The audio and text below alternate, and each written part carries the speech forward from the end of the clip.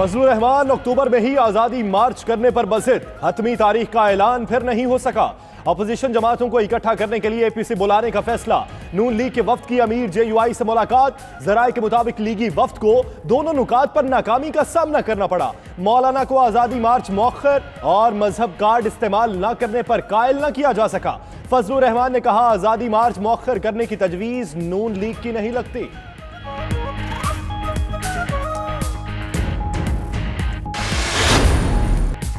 हुकूमत मुल्क के लिए खतरा बन चुकी है। असल वजह नाड़ी वजीर आजम है। एहसन इकबाल का कहना है, मुल्क को तब्दीली और इमरान खान से निजात की जरूरत है। फजलुर रहमान कहते हैं, मईशत डूब रही है, ताजिर कारोबार छोड़ रहे हैं। हुकूमत आजादी मार्च को काउंटर करने के लिए इकदाम कर रही है।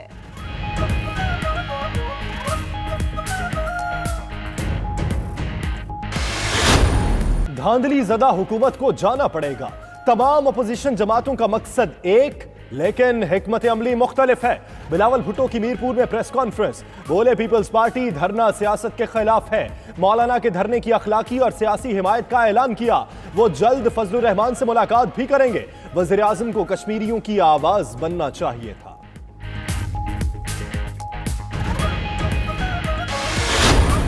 मियाँ साहब को तो 3-4 बंदे ना होते तो मियाँ साहब तो चौथी दफा ही प्राइम मिनिस्टर बन जाना। कौन 3-4 आदमी? आपको भी पता है, मुझे भी पता है। आप मुझे क्यों मरवाना चाहते? 2-3 सेनेटर थे, 2-3 MLA. They are the people. इंशाल्लाह उन्होंने कोई आदमी इनकी फैमिली का बाहर रहने नहीं देना। फजलुर रहमान ने धरना दिया तो बहुत बड़ा सियासी ब्लंडर होगा। तसल्ली है कि हुकूमत सही समत में जा रही है। वजीर दाखिला एजाज शाह की 92 न्यूज के प्रोग्राम हो क्या रहा है में गुफ्तगू। कहा, नैब में कैद सियासी रहनुमा पैसे देकर जा सकते हैं। मियाँ साहब को इर्द गिर्द बैठे 2-4 लोगों ने फंसाया। अगर ऐसा ना होता तो मियाँ साहब दोबारा इक्तदार में होते। सब जानते हैं वो लोग कौन है। किस चीज़ के लिए आ रहे हैं? कश्मीर फतह करने आ रहे हैं, गरीब की मसले हल करने आ रहे हैं, नौकरियां देने आ रहे हैं, स्कूल देने आ रहे हैं, अस्पताल देने, क्या देने आ रहे हैं? ये देने आ रहे हैं कि हम करप्ट थे, हम चोर थे, हम बेईमान थे, हमने मुल्क को तबाह किया, हमें छोड़ दिया जाए। ना हम पुष्ट हैं, ना हम बॉदर्ड हैं। ऐसे कार्टून आए थे बहुत सारे पहले भी और आगे भी आते रहेंगे। विफाकी वज़रा की अपोजिशन रहनुमाओं पर लफ्जी गोलाबारी। फैसल वाबडा ने सियासी मुखालिफिन को कार्टून करार दे दिया। बोले, ये किस लिए आ रहे हैं? ऐसे कार्टून पहले भी आते रहे। मुराद सईद ने कहा, चोरों की मजलिस हो रही है, अब्बू बचाओ मुहिम पर काम कर रहे हैं। ख्वाजा आसिफ ने जवाब में कहा, हुकूमत के दिन गिने जा चुके। कासिम सूरी को बचाने के लिए भोंडे अंदाज में असेंबली इजलास मुलतवी किया गया। परवेज अशरफ बोले, हुकूमत जिस शाख पर बैठी है उसे ही काट रही है।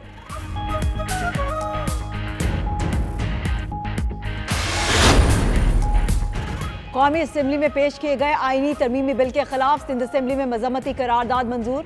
मुजवजा तरमीम पर सईद गनी की तनकीद। कहा, सिंध की तकसीम के लिए तरमीम मंजूर की गई तो हर हद पार करेंगे।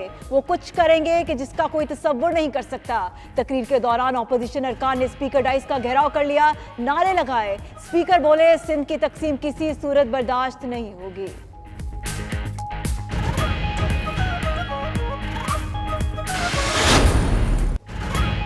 रसूल करीम सल्लल्लाहु अलैहि वसल्लम ने सबसे ज्यादा हुसूल तालीम पर जोर दिया। वज़ीर आज़म इमरान खान का दीनी मदारिस के तलबा में तकसीम इनामात की तकरीब से खिताब। कहा, तालीम की कमी मुसलमानों के जवाल की वजह बनी। पाकिस्तान, तुर्की, मलाइशिया, अल जजीरा और BBC जैसा चैनल खोलेंगे। टीवी चैनल के जरिए मुसलमानों के खिलाफ प्रोपेगेंडे का मुकाबला करना है। आज दुनिया में हर जगह मुसलमानों का कत्ल हो रहा है। हुकूमत का गवादर बंदरगाह को नवंबर तक मुकम्मल तौर पर फाल करने का फैसला। अफगान ट्रांजिट कार्गो के लिए वेब बेस्ड 1 कस्टम सिस्टम में तब्दीलियां मुकम्मल। वेब बेस्ड 1 कस्टम निज़ाम के तहत बंदरगाह में तेज तरीन क्लियरेंस होगी। अफगान चीन ट्रांजिट कार्गो के लिए पोर्ट पर नए डायरेक्टोरेट के क़याम का अमल भी शुरू। बैरून मुल्क कार्गो के लिए कवायद और ज़वाबित का ड्राफ्ट भी तैयार।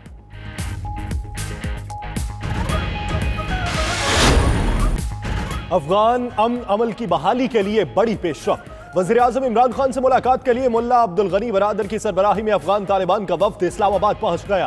अमरीकी नुमाइंदा खुसूसी ज़ल्मे खलीलजाद पहले ही इस्लामाबाद में मौजूद। अफगान तालिबान का वफ्द ज़ल्मे खलीलजाद से भी मुलाकात करेगा।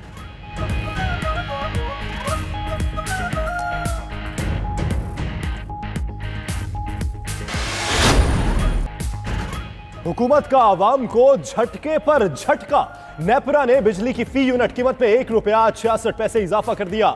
सारिफीन पर 20 अरब रुपए का इजाफी बोझ पड़ेगा। इजाफा माहाना फ्यूल एडजस्टमेंट की मद में किया गया। हुकूमत ने गुज़श्ता रोज भी बिजली 53 पैसे फी यूनिट महंगी करने की मंजूरी दी थी। उधर ईसीसी इजलास में बिजली 30 पैसे फी यूनिट मजीद महंगी करने की मंजूरी।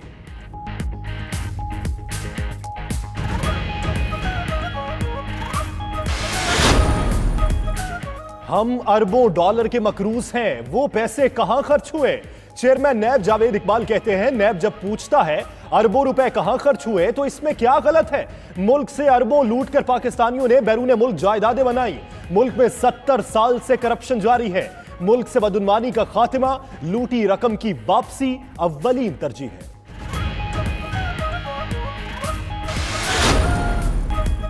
बरतानवी अदालत ने निजाम हैदराबाद दक्कन के वजीर खजाना की जानिब से पाकिस्तानी हाई कमिश्नर के अकाउंट में जमा कराई गई रकम पर पाकिस्तान का दावा मुस्तरद कर दिया। अदालत ने फैसला दिया कि 71 बरस कबल जो रकम जमा कराई गई थी उस पर मुकर्रम जा और मुफर्रख जा समेत निजाम के वरसा का हक है।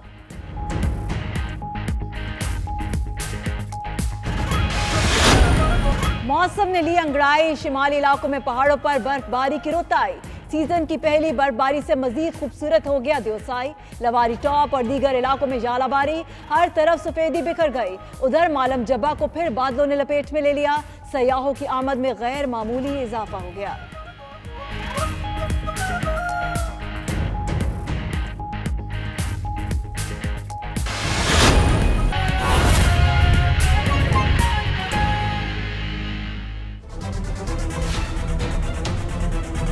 बिस्मिल्लाहिर्रहमानिर्रहीम, अस्सलाम वालेकुम। प्राइम टाइम बुलेटिन में मैं हूं आपके साथ यासिर रशीद और मैं हूं सना उस्मान। और अब कुछ जिक्र उस इंकशाफ का जो विफाकी वजीर दाखिला ने किया है। एजाज शाह कहते हैं नवाज शरीफ को फंसाने वाले 2 से 4 लोग हैं। नवाज शरीफ चौधरी निसार की बात मान लेते तो आज वजीर आजम होते। एजाज शाह ने नैब से बचने का फॉर्मूला भी पेश कर दिया। वो फॉर्मूला है क्या, आइए देखते हैं।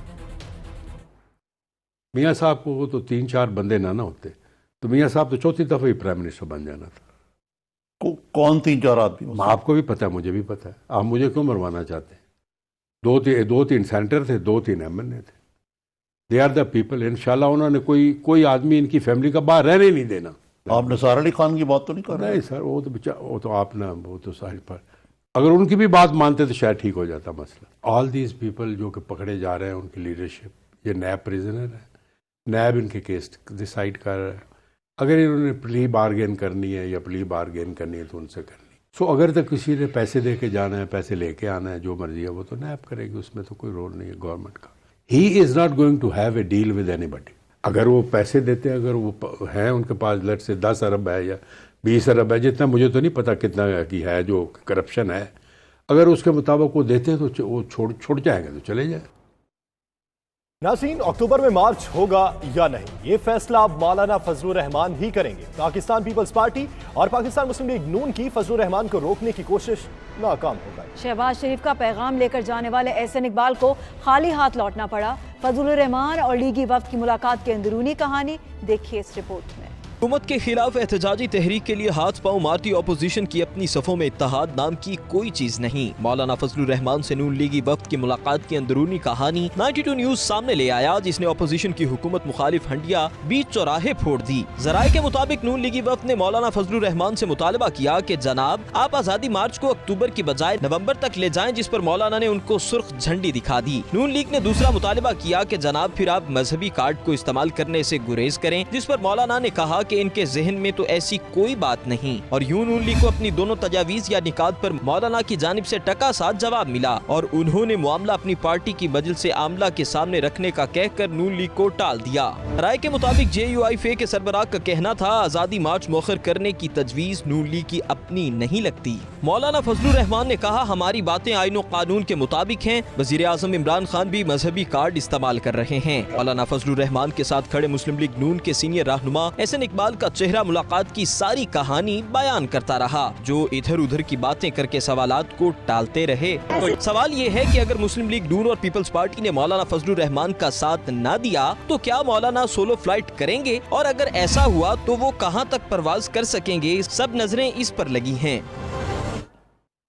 मौलाना फजलुर रहमान का इमरान खान की इस्लामोफोबिया पर की गई तकरीर को मजहबी कार्ड करार देना समझ से बालातर है। फजलुर रहमान शुरू दिन से ही हुकूमत गिराने की बातें कर रहे हैं और उनकी ये बेचैनी इस कदर बढ़ गई है कि वो सियासी मफादात और मजहबी मामलात में